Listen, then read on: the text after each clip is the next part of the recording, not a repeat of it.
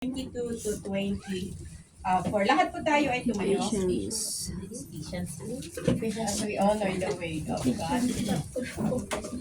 Ephesians chapter 4, Efeso kapitulo 4, versikulo 22, ingana iti 24. Kasto iti mabasa iti English.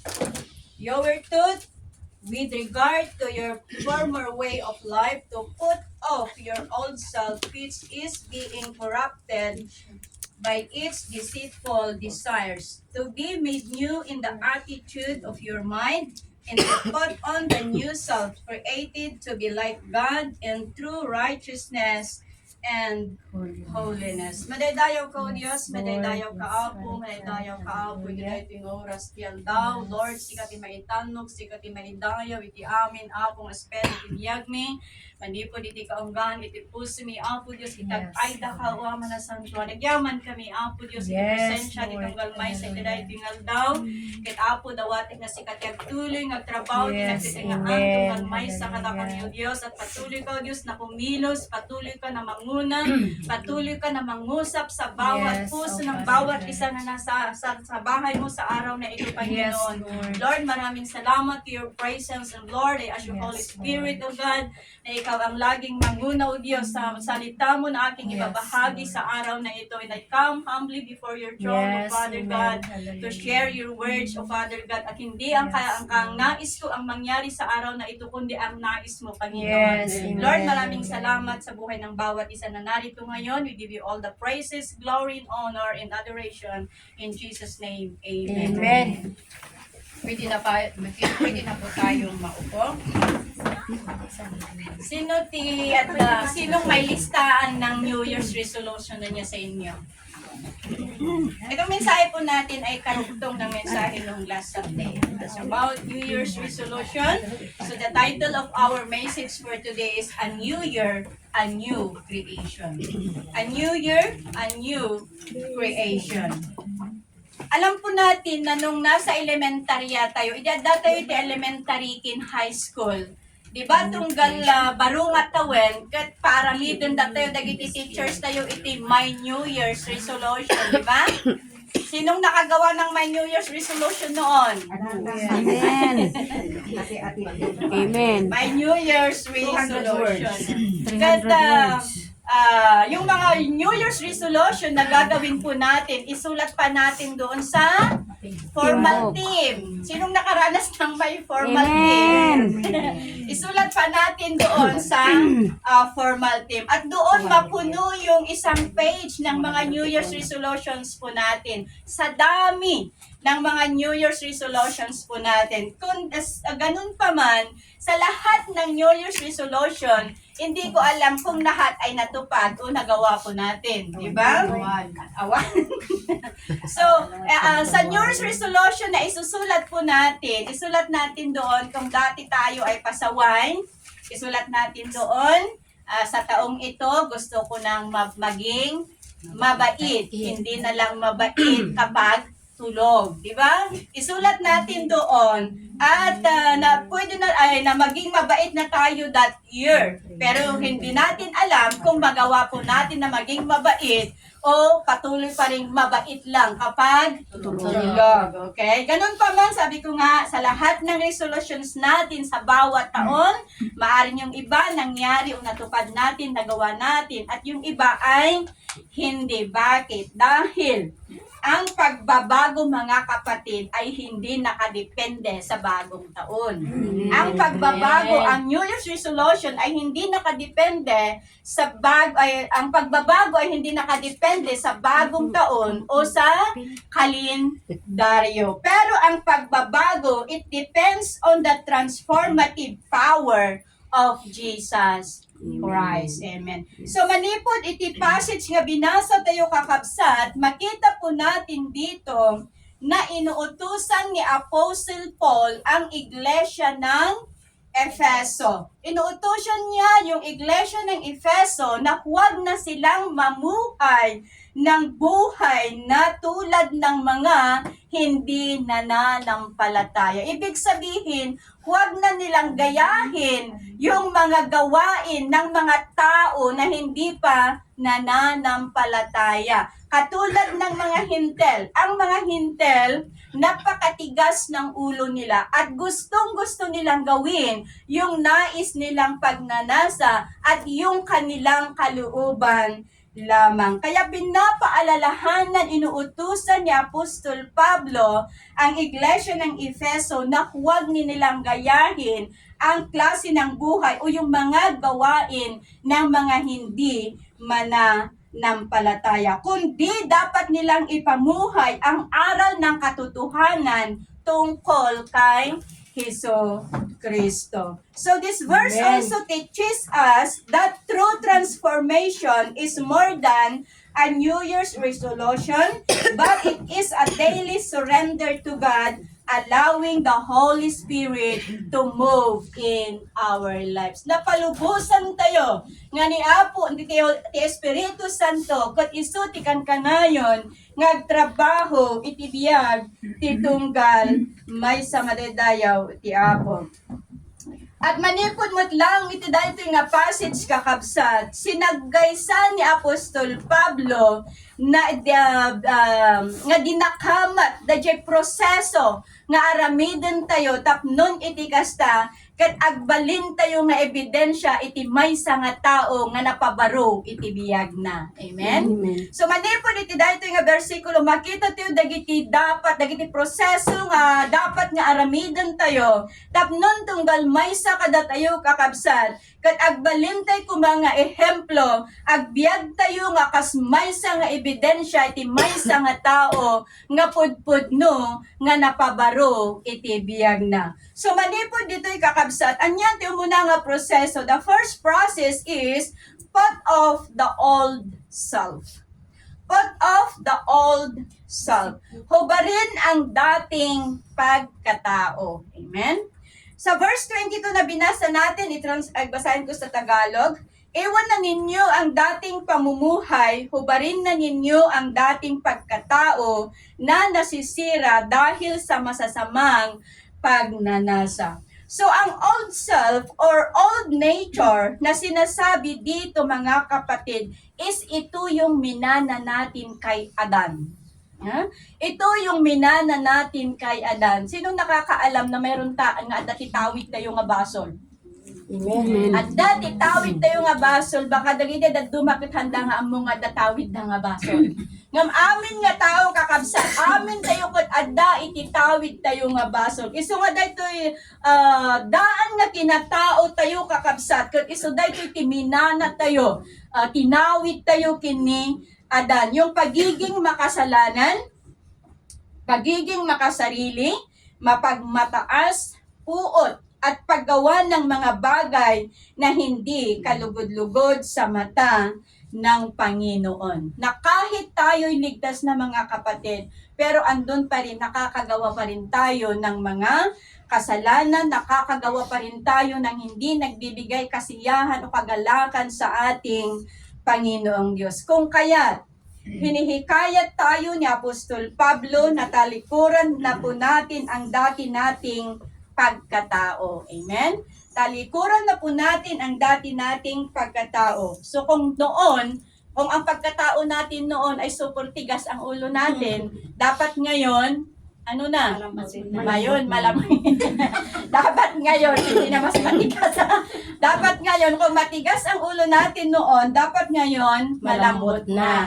So kung noon ay sumusunod tayo sa uso ng mundo, kung noon ay sumusunod tayo sa uso ng mundo, katulad ng pananamit, yung magpantalon tayo ng may butas-butas, yung kung ano pa yung mga damit na Crop top. Anong crop top? Ano yan? Kulang sa tahe. Kulang sa tahe. Sa tela. Ay, tela. Ay, nakikita yung chance. So kung noon ay sumusunod tayo sa uso ng mundo, sa pananamit at sa pananalita, dapat ngayon na bagong tao na tayo ay hindi na natin susundin kung ano ang ginagawa ng mundo. Okay? So dapat ngayon makita sa ating mga buhay na tayo ay hindi na lumang tao. Amen? Huwag na po tayong manatili sa mga gawain na nakasanayan natin noong hindi pa tayo mananampalataya. Di ba? Daado dagiti aramid tayo idi nga nakairwaman tayo nga uray no dati yung iti pamatik at narigat tayo nga talikudan di ngamin. Ngem ipakpakaasi no ipalpaligit ni Apostol Pablo nga dapat nga dagitoy nga banag kakabsat nga dapat lang dagiti aramid ti lubong asla kuma dagiti pamati dagiti inauna iti dagiti ore pa dagiti kankanan tayo kakabsat kitaon tayo dagiti kankanan tayo baka dagiti kankanan tayo kot na anya naidaton mo no naiatang isu dagitoy ti masapol nga siputan tayo kot dagitoy kakabsat isu dagiti aramid iti lubong nga masapol nga talikodan tayo so ti aramid tulubong kakabsat nga makikita tayo kakabsat, let's not fix it but deny it. Amen? So na nakaaramid tayo ti saan nga nasaya ti sangwanan ni Apo Dios, saan tayo nga effects ngam talikudan tayo nga maminpinsan. Iti Colossians chapter 3 verse 8 and 9, iti Colossians chapter 3 verses 8 and 9, ngunit ngayon itakwil na ninyo ang lahat ng galit, puot at sama ng loob. Iwasan na ninyo ang panlalait at mga malaswang pananalita. Huwag kayong magsinungaling sa isa't isa sapagkat hinubad na ninyo ang dating pagkatao pati ang mga gawa nito. Ang talatang ito kakabsat, ket ipalpalagip na wanuman mandaran na titunggal maysa nga ikatan tayon dagiti ugali nga saan nga maikanatad kini Apo Dios. Ket palitan po natin ng mga bagay na nagbibigay o naaayon sa bagong buhay kay Kristo. So yung lumang pag-uugali po natin, yung lumang pagkatao po natin, palitan na po natin ng bagong buhay kay Kristo. Dahil ang si Kristo ang nananahan na sa ating buhay. Kaya dapat si Kristo ang nakikita sa ating buhay. Mga negatibong emosyon, mga negatibong pag-iisip, salita na masasama. Dahil ang mga ito, mga kapatid, ay bahagi ng lumang pagkatao. Amen? So sa taong ito, mga kapatid, alam ko na ang hangarin po ng bawat isa ay maging mas mainam sa harapan ng Diyos. Sino din naging tarigagay ito'y kakabsat? Nga tarigagay, nga amin tayo, amok nga amin tayo, nga titarigagay tayo, kundi dyan, agbalin tayo nga nasaysayaat, iti sangwanan ni Apo Diyos. Ngunit, subalit hindi po natin magawa na maging mas mainam sa sarili nating lakas. Ano? Hindi natin magawa sa sarili nating kapangyarihan. Hindi natin magawa sa sarili nating pamamaraan.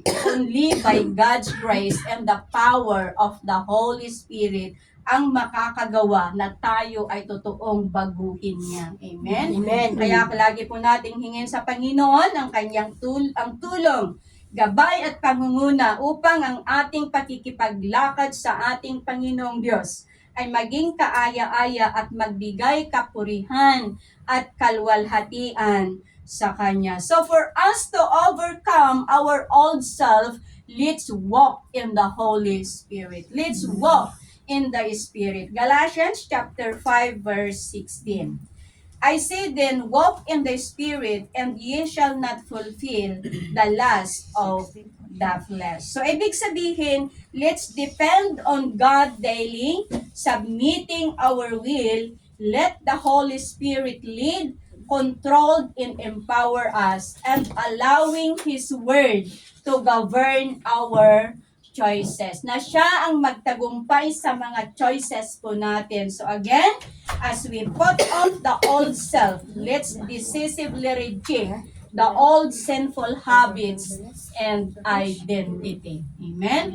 So to put off the old self, let's decisively reject the old sinful habits and identity. So pangalawa na proseso upang maging evidence tayo ng bagong as a new creation, be renewed in the spirit of our mind. Okay?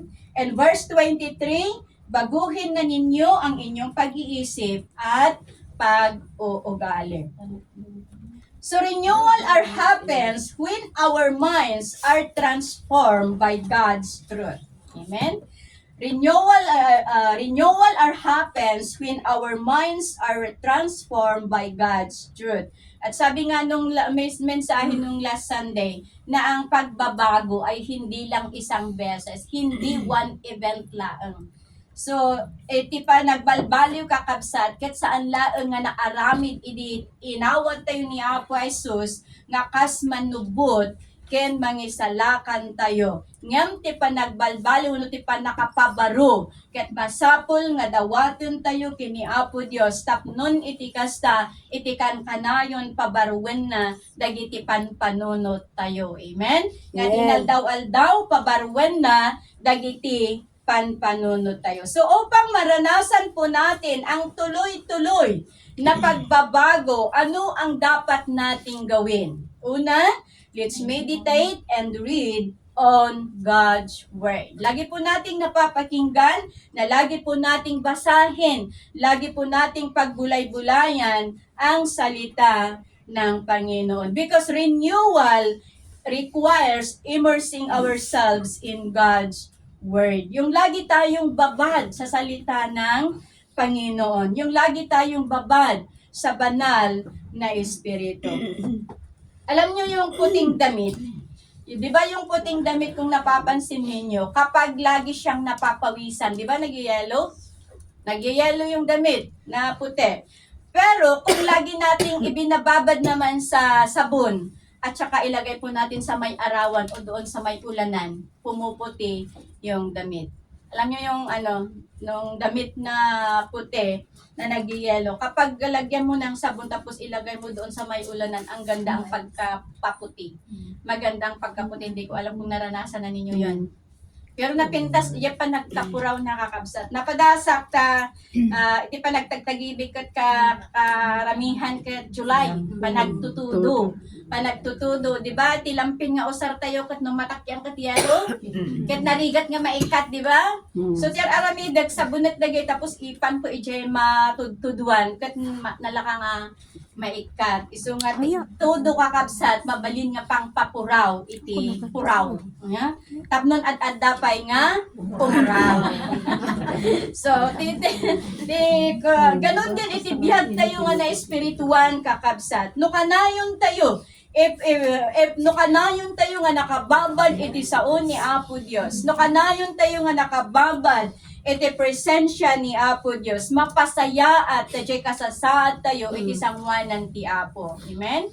Mapasaya at tajay panakipagnatayo kin ni Apo Dios. Mapasaya at tajay kasasaad tayo iti biyag tayo nga na espirituan. Mapasaya at dagiti panpanunod tayo. Mapasaya at tajay relasyon tayo kin ni Apo Dios. Mapasaya at tajay relasyon tayo itong galmaysa kang runaan na mapasaya at tayo iti sangwanan ti Apo madaydayaw iti Diyos. Kaya hayaan po natin na ang banal na kasulatan ang huhubog sa ating pagkatao. Dahil in our own, hindi natin kayang hubugin ang ating mga sarili. Only God can do that. Replacing worldly thinking with God's wisdom. Amen. 2 Timothy chapter 3 verse 16 and 17.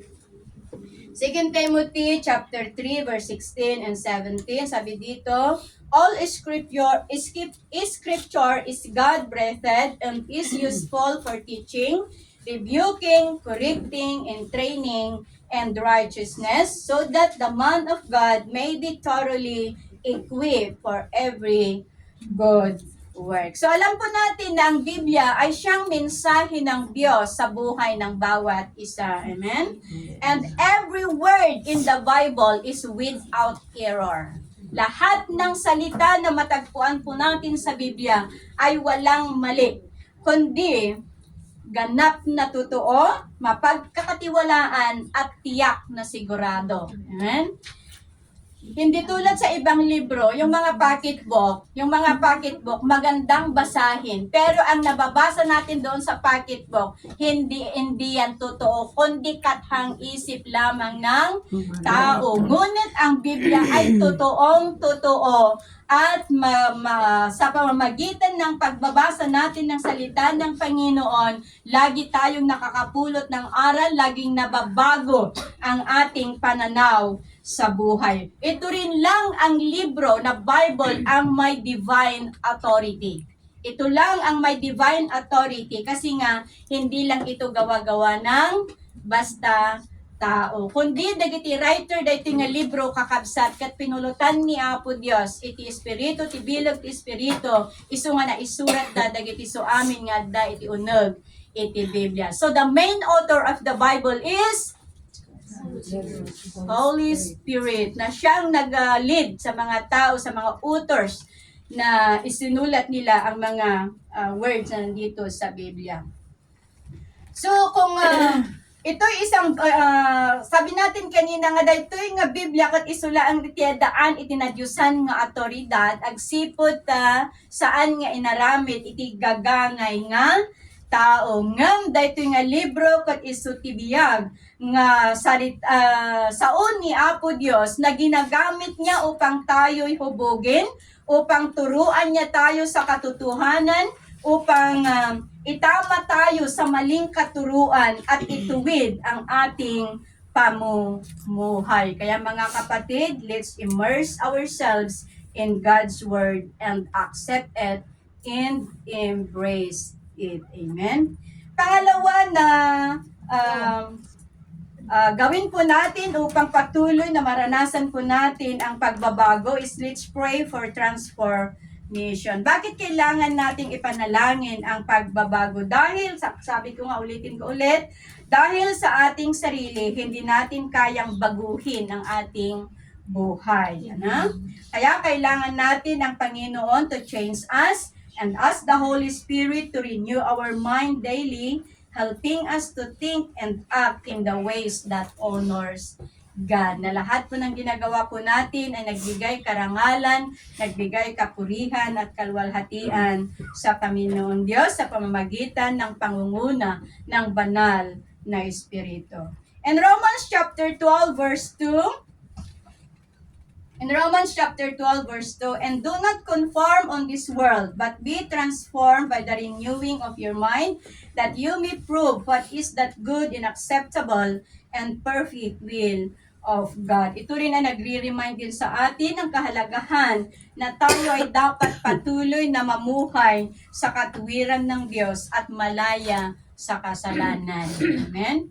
So, instead of becoming consumed by sinful and temporary desires of the world, we can surrender to God and follow the path He has created us. Again, renewing the mind is essential.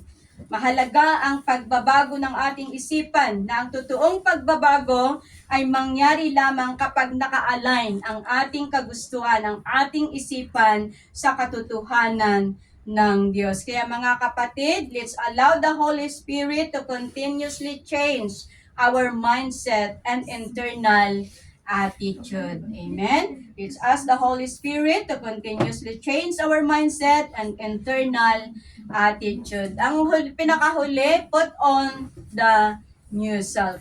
Pinakahuli na proseso upang maging ebidensya tayo ng new creation, put on the new self. In verse 24, to put on the new self, which in the likeness and holiness of the truth. The new self, yung new self, bagong sarili o bagong nilalang, refers to the new identity we receive through Christ. Ano? Nung hindi pa natin tinanggap si Jesucristo, tayo pa ay nasa lumang pagkatao. Pero nung tinanggap na natin si Jesus bilang Panginoon at tagapagligtas natin, mga kapatid, ay naging new self, bagong tao na po tayo. So new self refers to the new identity we receive through Christ, or it's moving from a life corrupted by sin into a life defined by God's character and purpose. So bilang isang bagong nilalang mga kapatid, patuloy po tayong lumakad ng may katwiran at kabanalan sa pananalita at sa gawa. Ganun din as a new creation, let's always rely on the Holy Spirit to guide and empower us. Amen? Na dapat sa bawat araw ng ating buhay, dapat sa Espiritu lang tayo umasa dahil wala tayong kayang gawin kung wala ang banal na Espiritu na siyang maggabay, na siyang manguna sa bawat hakbangin po ng bawat isa. So in Galatians chapter 2 verse 20, Galatians chapter 2 verse 20, my old self has been crucified with Christ. It is no longer I who live, but Christ lives in me. So I live in this earthly by trusting in the Son of God who loved me and gave Himself for me. Ibig sabihin na ang lumang buhay po natin mga kapatid na puno ng kasalanan at puno ng paghihimagsik ay namatay na when Jesus Christ died on the cross. So, daan nga biyag tayo kakapsat, kat nailansan ijay cross, idi nga nailansan ni Apo Jesus iti cross, nabalbaliwan na, napalitan ng bagong buhay kung saan si Kristo ang namumuhay at gumagabay sa atin. Kaya sa ngayon, we are no longer slave of sin anymore. Amen? Hindi na po tayo alipin ng kasalanan, kundi alipin na po tayo ni Hesus Kristo. So, Jesus has set us free. Kaya hindi na tayo ang driver o may hawak ng manobela sa buhay po natin, kundi ang Panginoong Diyos na ang driver po ng buhay po natin. Ang Panginoon na dahil pagmamay-ari na tayo ng ating Panginoong Diyos. So the more Christ lives through us, the less the old nature control us. Amen? Kaya kailangan po natin ang gabay ng ating Panginoon upang siyang laging mananahan sa buhay po ng bawat isa. In 2 Corinthians chapter 5 verse 17, 2 Corinthians chapter 5 verse 17, therefore, if anyone is in Christ, he is a new creation, the old has passed away, and see, the new has come. Ang bersikulo na ito mga kapatid ay nagre-remind din sa atin sa napakalaking oportunidad na ibinigay ng Diyos sa atin, na hinayaan niya tayo to become a completely new person, to become a new person with new nature and new life. Because of the blood of the Lamb, and because of that Lamb, mga kapatid, though our sins are like scarlet, He makes us as white as snow. Amen. Though our sins are red like crimson, He makes us as white as wool. We are cleansed and washed by the blood of the Lamb. Amen. So, di ko alam kung alam niyo yung kanta. Merong kanta na chorus, short chorus na I'm a new creation. So, nakakaalam nun. I'm a new creation. I'm a brand new man. All things are passed away. I've been born again. More than a conqueror. That's who I am. I'm a new creation. I'm a brand new man. So, hindi na tayo lumang tao, kundi brand new na tayo. Amen? Dahil sa dakilang pag-ibig ni Kristo, ay tayo ay nagiging brand new. Hindi na tayo luma o kaya'y second hand. No? Hindi na tayo luma o kaya second hand, but brand new. Hindi lang brand new, kundi branded pa. Hindi lang branded, may tatak pa. Amen. Ano ang tatak? Tatak? Tatak. Ano ang tatak po natin? Tatak Kristo. Okay. Kaya wala man tayong branded na damit, wala man tayong branded na sapatos, pero ang pagkatao po natin ay branded. Amen? Amen. Dahil sa dugo ni Kristo na siyang tumubos sa atin sa ating mga kasalanan. Amen? And also, bilang bagong nilalang, mahalin po natin ang katwiran, hangarin po natin ang kabanalan. Lagi tayong manabik na bigyang kasayahan, kapurihan, at kalwalhatian ang ating Panginoon, and empowered by the Holy Spirit. So to put on the new self is actively embrace a new self created in God's likeness, marked by true righteousness and holiness. Muli po, the process of true transformation is that putting off the old self, renewing the mind, and putting on the new self. Sa ngayong bagong taon, panibagong pagsubok, panibagong hamon sa buhay na naman ang ating haharapin. No? Panibagong hamon na naman ang ating haharapin. Ganun pa man, nais ng Diyos na anumang hamon ang ating harapin at ang ating pagdaanan sa taong ito, hindi sana ito dahilan na mawala ang identity ni Kristo sa buhay ng bawat isa. Kundi ang hangad ng Panginoon, dumaan man tayo sa mga di magandang sitwasyon, lagi pa rin nagliliwanag, lagi pa rin nakikita, patuloy pa rin nakikita ang kalwalhatian ng Panginoong Diyos sa buhay ng bawat isa. At sa taong ito, mga kapatid, ito sanang isa sa mga resolutions po natin na tayo ay patuloy na maging asin at ilaw sa mundong ito. To be a blessing to others and to be used by God as His instrument in this sinful world. Amen? Amen.